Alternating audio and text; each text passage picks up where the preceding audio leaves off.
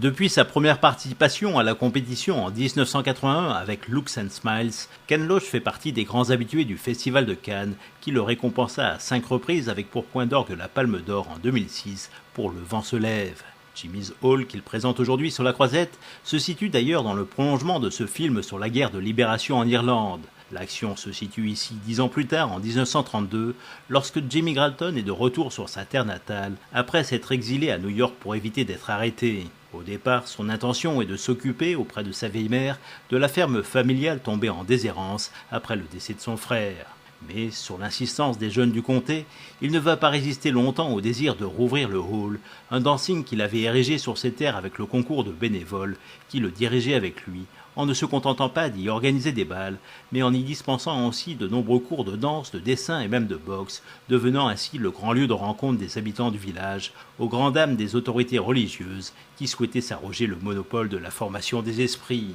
Des autorités qui ne verront pas d'un bon œil la renaissance du hall, d'autant plus que Jimmy a ramené de New York des disques de jazz et quelques pas de danse qui font fureur chez les jeunes. Jimmy se fera également d'autres ennemis en prenant la défense de familles expulsées par leurs propriétaires de la terre sur laquelle elles travaillent. Comme à son habitude, avec un récit universel se déroulant dans un petit coin perdu d'une terre magnifique mais ô combien ingrate, Ken Loach brosse une splendide fresque sociale de toute une époque et sait nous émouvoir en nous faisant partager un juste combat de gens bien face à des oppresseurs qui ne reculeront devant rien pour parvenir à leur fin. Certains lui reprocheront de faire toujours un peu le même film, ce qui n'est pas vraiment exact puisque le cinéaste britannique nous avait aussi ébloui à Cannes avec La part des anges et Looking for Eric, deux films au registre très différents. Nous saurons samedi avec le palmarès si Jimmy's Hall se transformera en un retour gagnant pour Ken Loach, mais il serait en tout cas bien dommage que ce film soit son dernier, comme il l'a laissé entendre il y a quelque temps.